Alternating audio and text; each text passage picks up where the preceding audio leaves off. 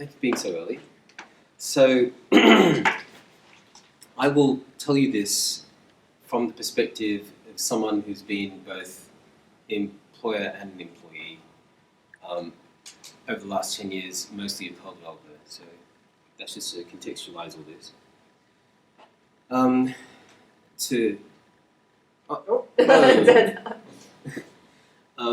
So what?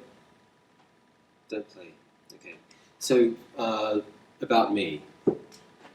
That's a joke, by the way. Just to give you this. I was an academic. I did maths mostly, and I was teaching maths and computing, and I had research and development teams.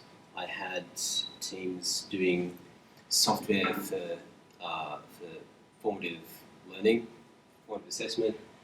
I had budgets, I had deadlines, I had big groups of people teaching over semesters with, again, budgets and deadlines. So that's where I got my understanding of how constraints set themselves up in the workplace, as well as doing the maths and programming.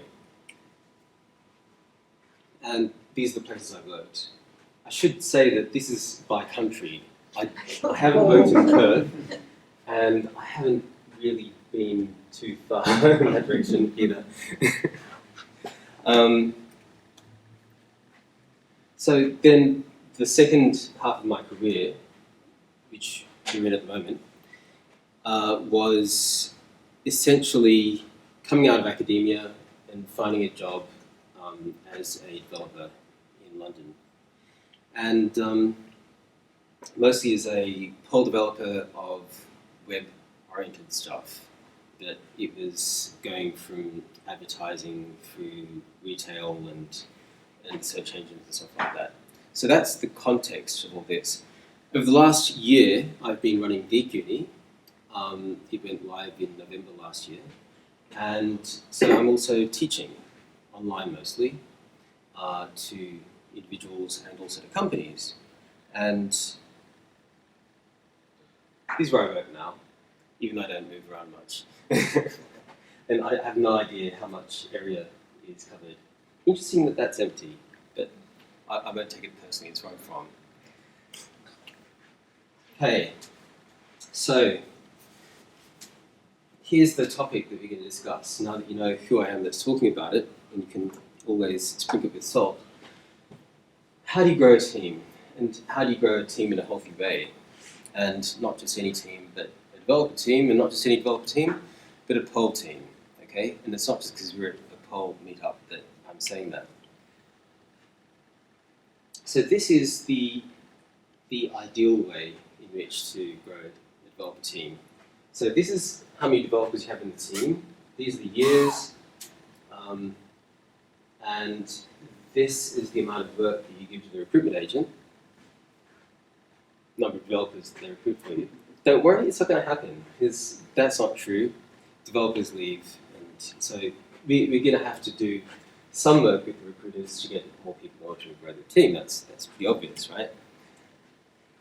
But this, I think, is not the perfect way of growing a team. Okay, so if people stick around for only 2 years in the workplace, then you end up hiring half as many people as you have in order to keep the size of the team increasing. And this isn't exponential or anything, this is like 20 years, so it's not a ridiculous thing to try and achieve.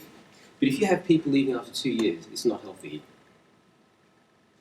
Because it's one thing to think of how much you're paying these recruitment agents, but quite another to think about how much work you're investing in getting people to come up to scratch in time.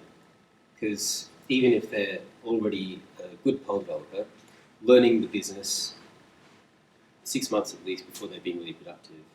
Okay. So,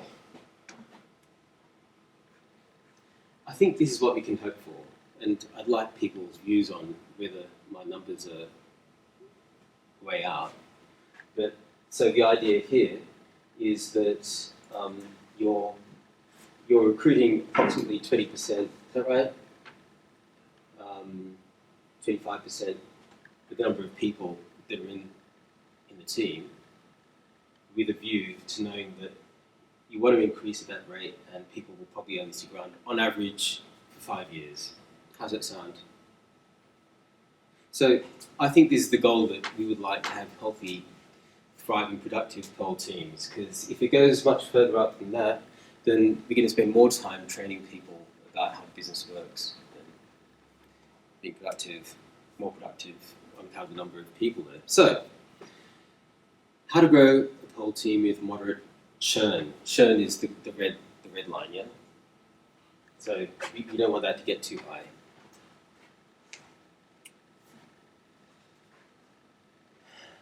Again, a joke, moderate churn. In fact, I'm not sure I even get that anymore. So here are the 5 things which I promised to tell you about in the talk. I said 6 before, for some reason. I merged them. So, balanced recruitment. What the hell do I mean by that?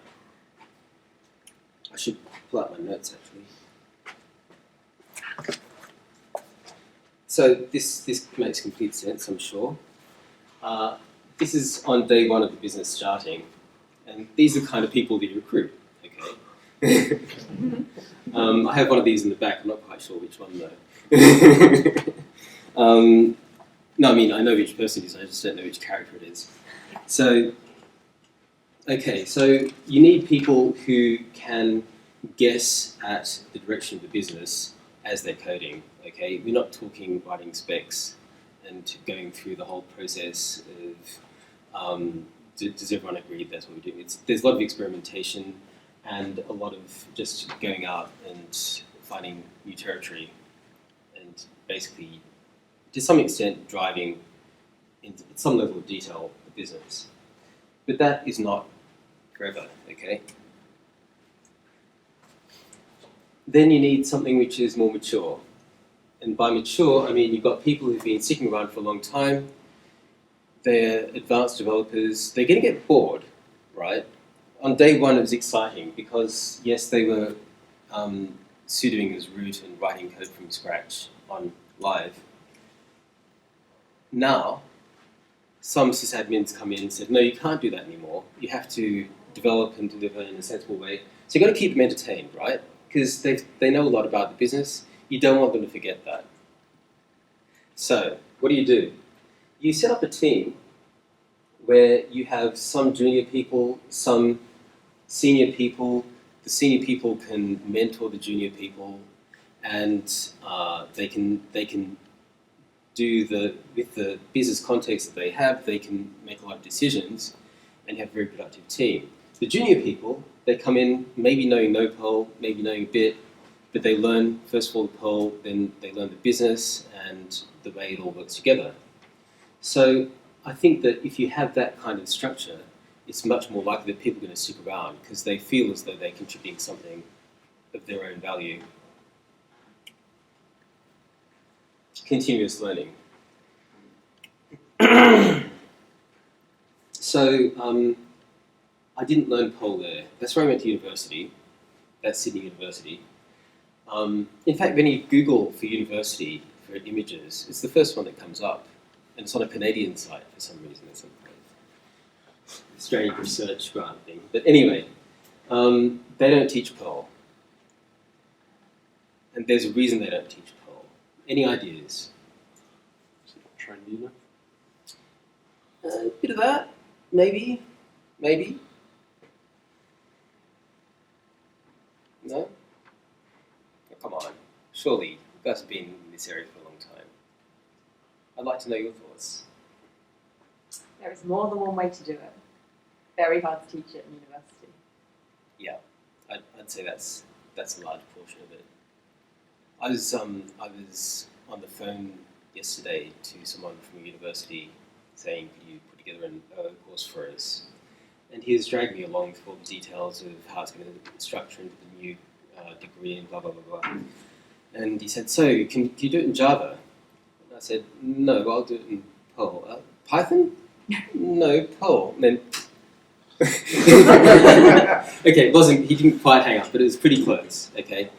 So the bottom line is that universities aren't comfortable with it. You can't teach Perl unless you spend a lot of time in it because there's much too much detail. It's more like teaching a human language, and academics who are teaching programming tend not to be experts at human languages, whereas us developers, because we're immersed in it all day, every day, we know it, but academics tend not to.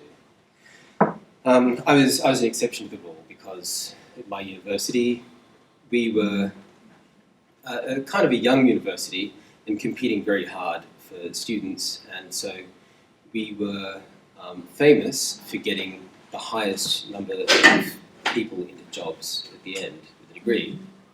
And one of the magic tricks was teaching them Perl. Of course, they weren't open to publicise that. So the university I was working, which is not that university, but the one down the street, I said, "Oh, do you mind me sort of writing an article saying how university is teaching Perl and therefore getting lots of people hired very quickly?" And it was like 2 weeks, and then I got an email from someone in PR saying, "Oh, we'll just hold off on that." So that's interesting. So instead, when you want people to acquire the skills, you've got to do some in-house training, unless you just want to go hunting for expert Perl developers who already have lots of Perl on their CVs, then you're going to be, I think your churn is going to go up, right? Because these people are going to come in, they're not going to know anything about the business, and they're going to be given very elementary tasks.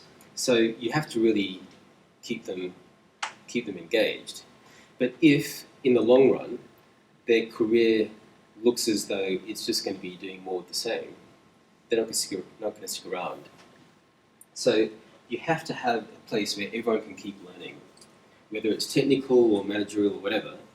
So the best is if you get someone in who's early in their Perl career, have them train up in-house, or use me if you want, have steps in their career where they take on more and more responsibility, and the senior people there are of a more mentoring or managerial role. So everyone is engaged, okay? And the more advanced they are, the more crazy things they wind up doing. Where's Gianni? Anyway, he's following me. Communication. What was I going to say about communication? That's a hard one. Right, yes. So, by communication, it shouldn't be one way, okay? If you want developers to remain engaged and to enjoy their jobs, don't just write down the specs, hand it over, and give them a deadline, and not expect to hear anything until then. It's not healthy, okay? You have to have developers in at every stage of gathering requirements, understanding the business, and with that, you'll have a whole lot more buy-in. Okay?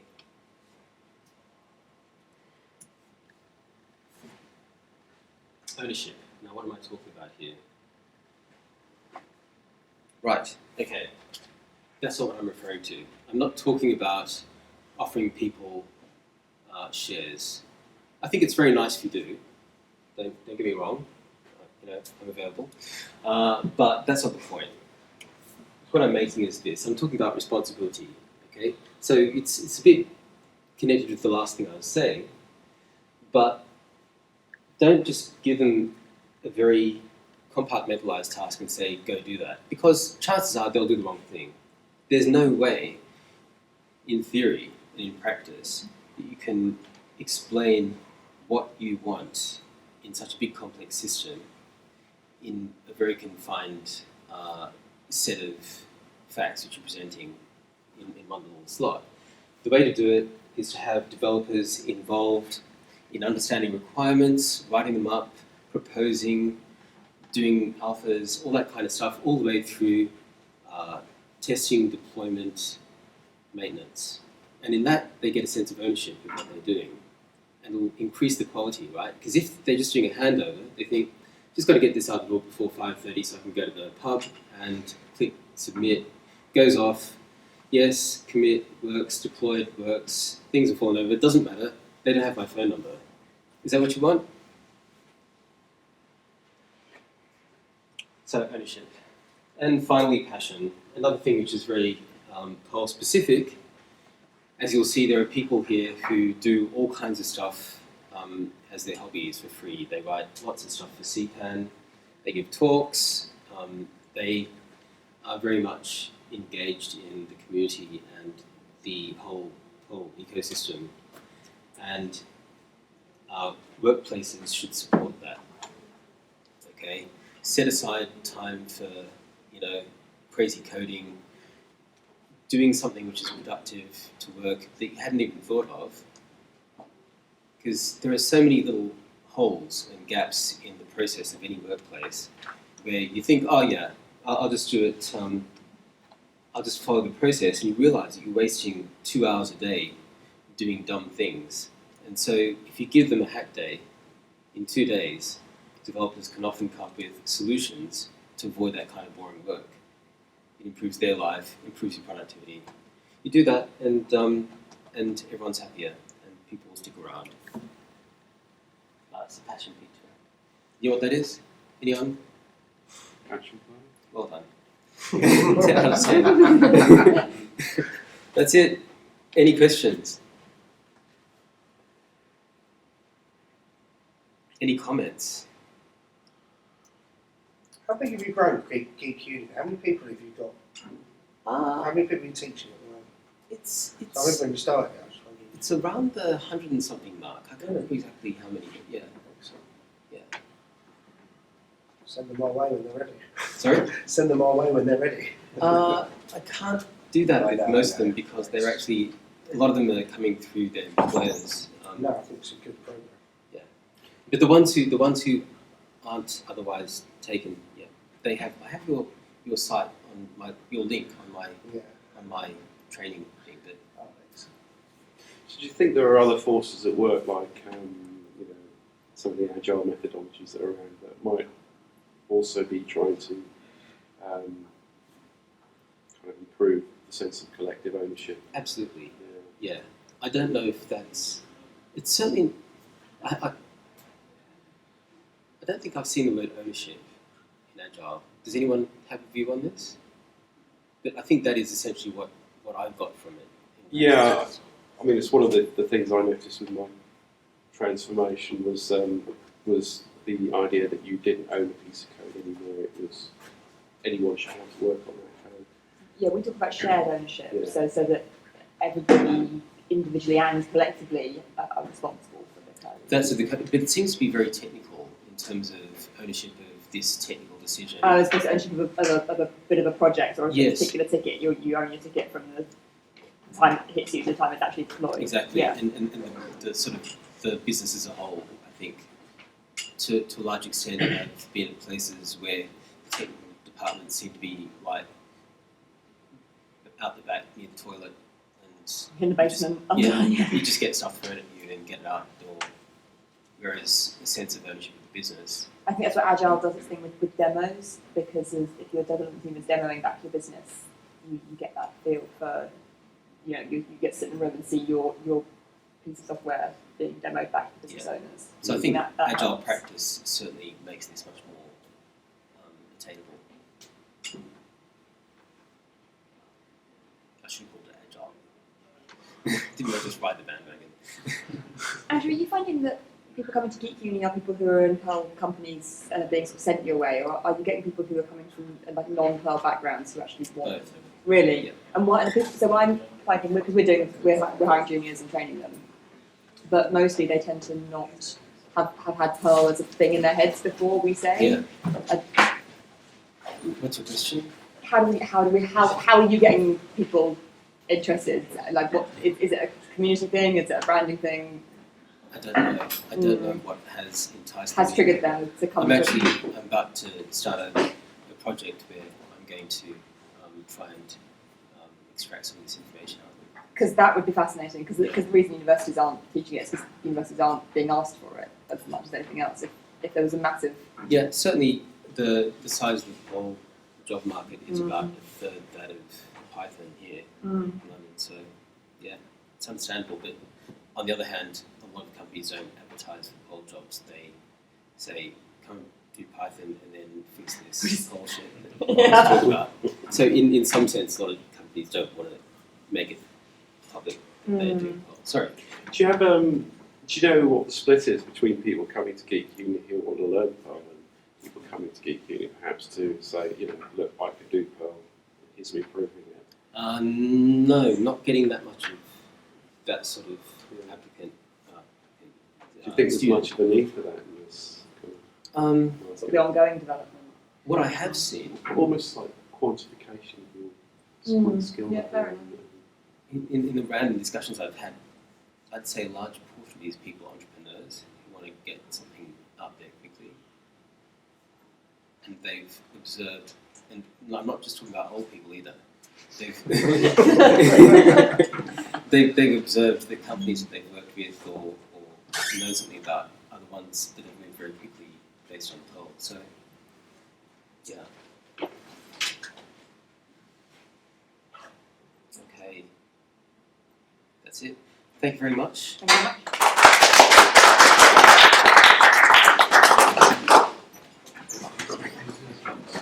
We go to your next one. I'm still thinking it's We're about to start. Yeah, Okay, well, go again. I'll let everyone else go. This is a different crowd. I can actually people understand my joke. Sorry. I'll stay again. Thanks. Andrew, that should have been mod underscore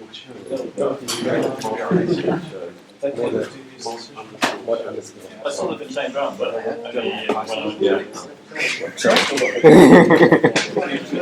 saw the arrow. Was this about the growing country? Probably. Yeah? Andrew, you took it again. Are you Andrew? I'm Andrew. Yes. So it's over. I came. No. It's on. I'll do it again. You don't have to see it for a second time. So. Can you make it better second time? Oh, definitely. Yeah. Actually, so as you see, I've been shuffled around quite a bit. Yes, And the people who came before had been queuing at the door of where I was going to be doing half an hour ago. And they were all kind of more HR types, so I had to dumb down. You being guarded. Okay, so let's start again. I'm Andrew.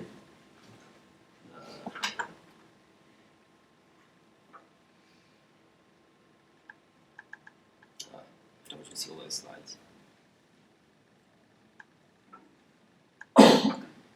Is it time to start? Or should I wait for some other people? Third time. Yeah, maybe it's good. you're late. It was meant to be half past, wasn't it? It is time, but with the schedule being such a mess, it might not be terrible to wait a couple of minutes if you've got time. I want to go and catch the end of OST, so between you. Sorry? I wanted to catch the end of OST to talk, so. That's permitted. Thank you. Someone's baking. So up until now, what's the most exciting thing been?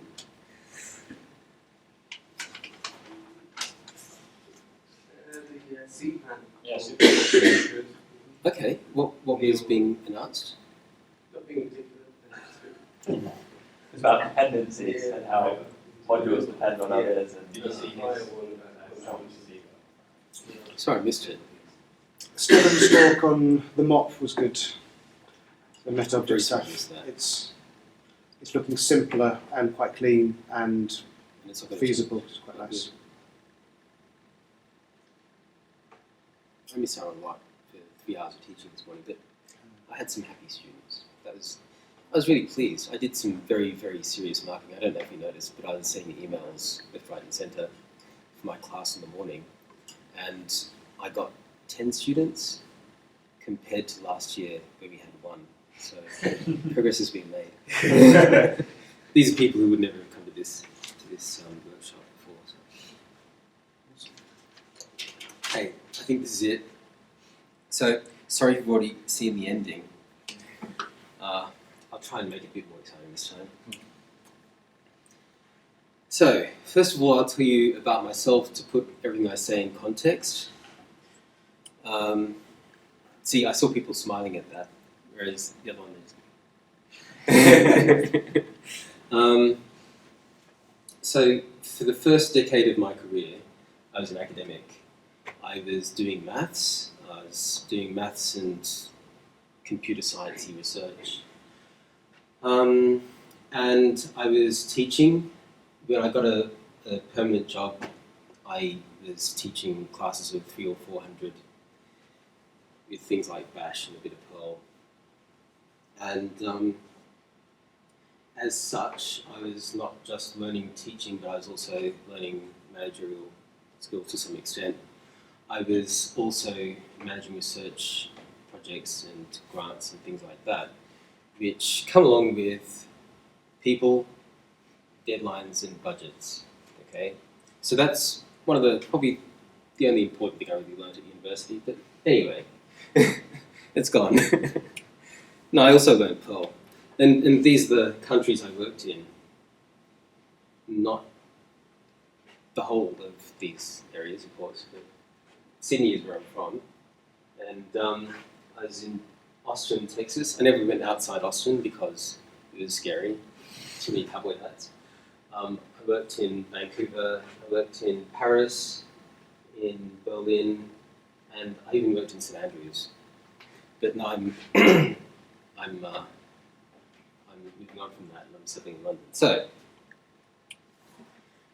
decade 2 as a normal human, as opposed to an academic working in industry, I decided to become a proper developer. I have been doing mostly Perl web stuff, okay?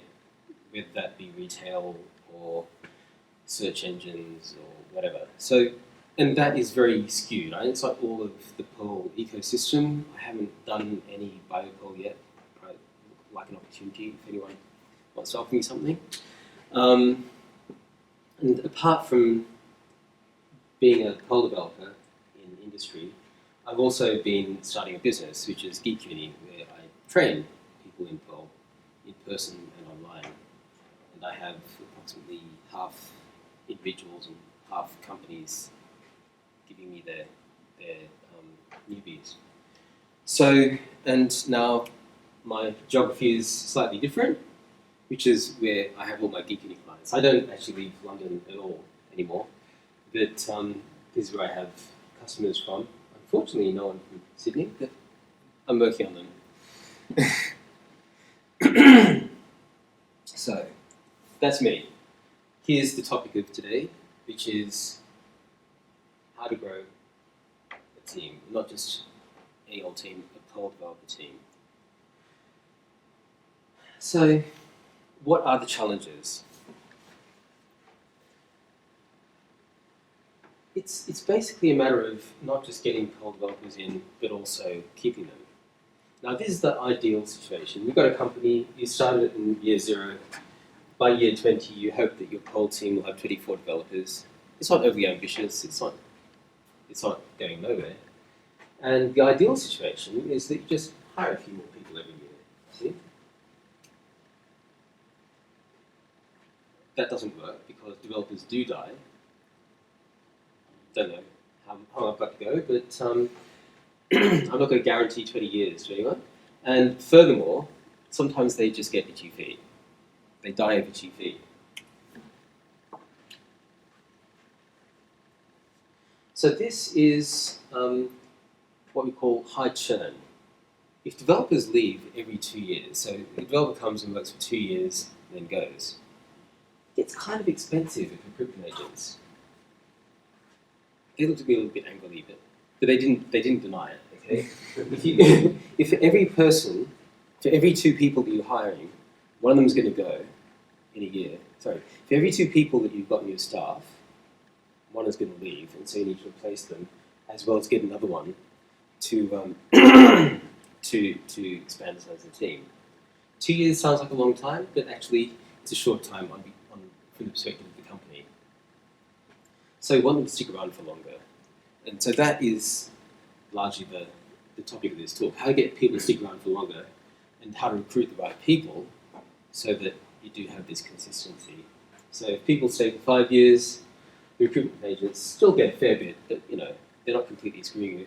What's more, you're not spending so much in terms of your staff's time upskilling the new people, because that is far more than the recruiter's cost. Okay. So how do we get there? So this is the reiteration of the problem, which is how to grow a Perl team with only moderate churn. The churn is the orange line. And these are the solutions. And I was reminded that should actually be what underscore churn. Sorry about that. Does everyone get the joke now? So let's go through these 5 points. Balanced recruitment. Now, what the hell am I talking about here?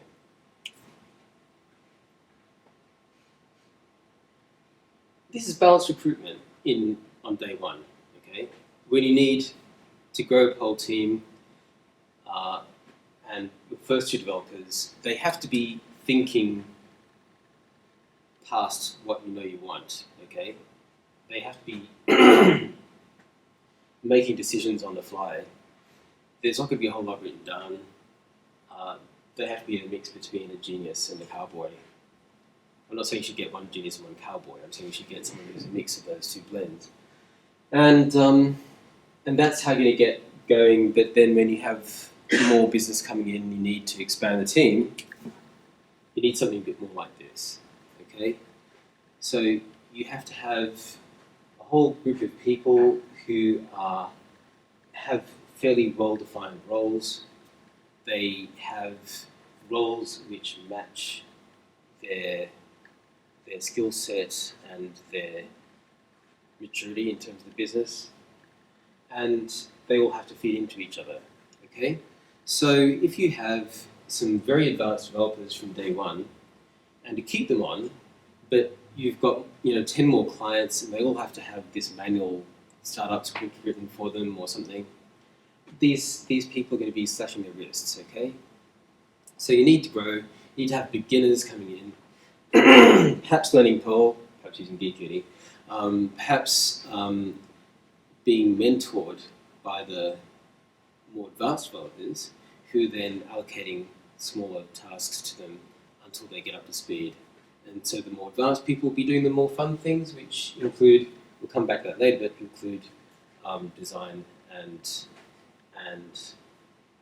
architecture, whatever that word means. Right, continuous learning. What am I talking about here?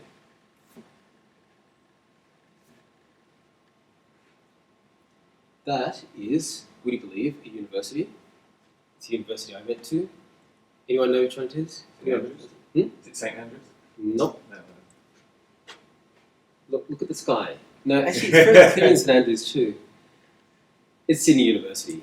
No, the URL won't tell you, and you haven't got your glasses on. I was trying to read the I know. Because the URL is where I got this image from, and it's actually a university in Canada who are collaborating with them or something. Anyway, that's where I went. No Perl was taught there. When I went through, I was taught C. Year after I finished, they were teaching C++, and shortly afterwards, they were teaching Java.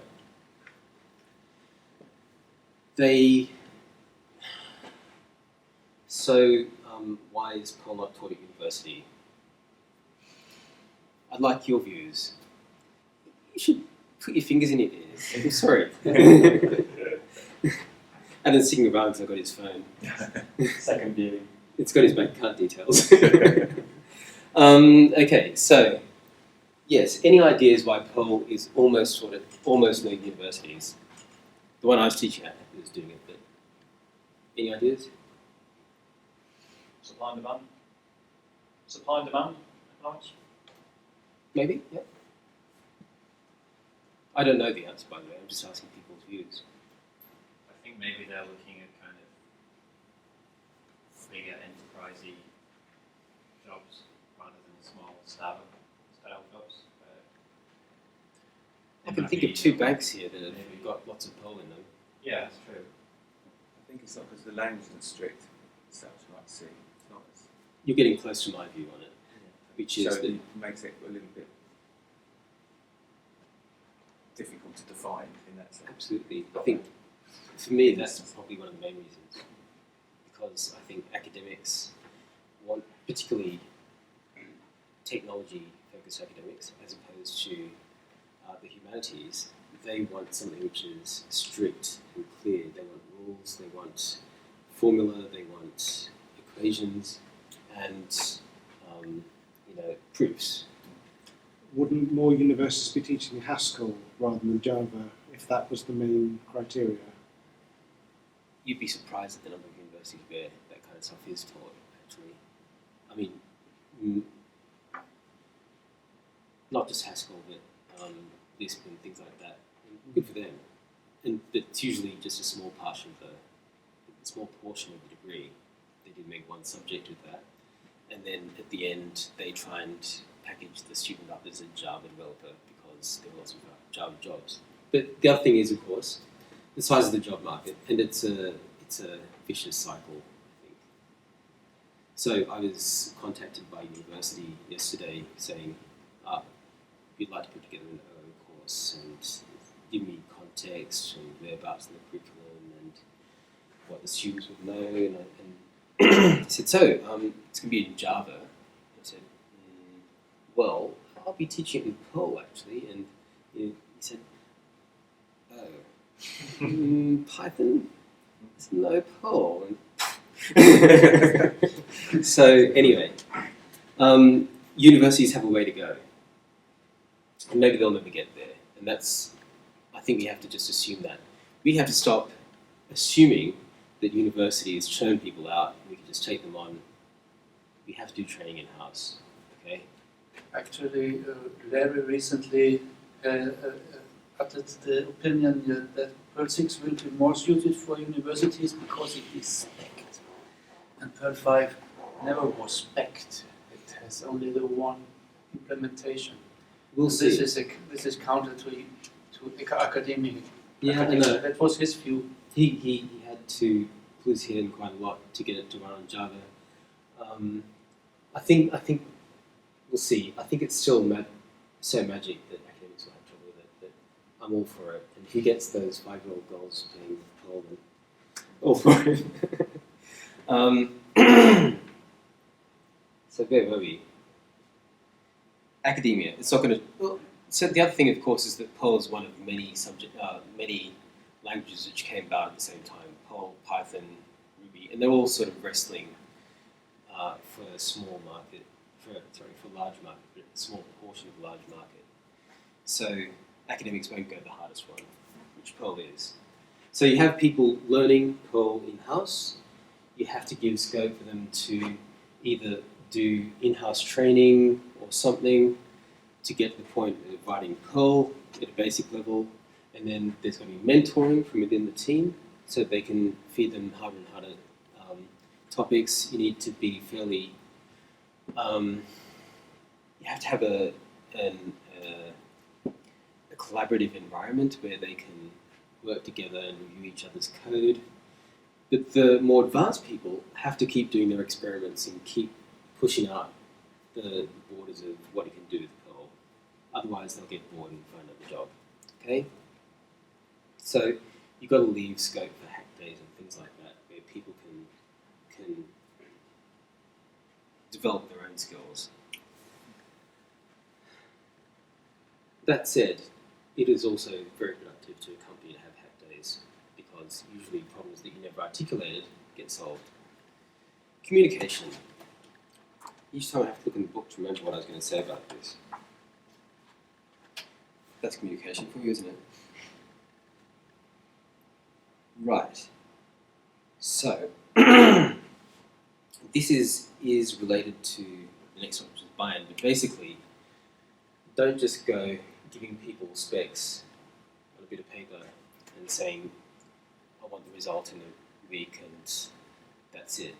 I think the developers need to be involved in the process of defining specifications, understand the business in the context. Otherwise, you may as well just be outsourcing to another country, which some companies can do, but they're not the most exciting jobs and certainly won't keep people sticking around for a long time. So yes, you need to have them involved in the whole process of deciding what they're actually going to write. Which leads into ownership, by which I don't mean giving people shares in the company, which I wouldn't say no, of course, but that's what I'm talking about. I'm talking about this. I'm talking about the responsibility for the systems. So if they see that they have created this thing, they've heard about a problem, they've articulated what the problem is, proposed a solution to it, implemented it, had it tested, be involved in deployment and maintenance, then they're going to have a whole lot more emotional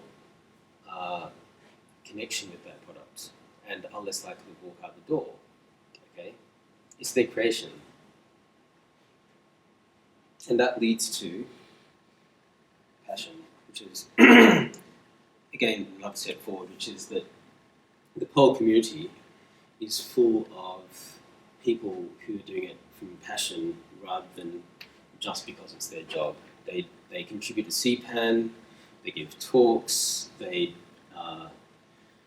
write papers, create their own apps to demonstrate things. So you need to be very supportive of that. And if you can allocate a small amount of time at work to be involved in that, whether it's maintaining a CPAN module which your work depends on, or enabling them to do something completely wacky to solve a problem which you hadn't noticed at work, I think that's going to get a whole lot more commitment and make it less likely they're going to leave. So that is all that I wanted to say. Do people have thoughts that they'd like to share?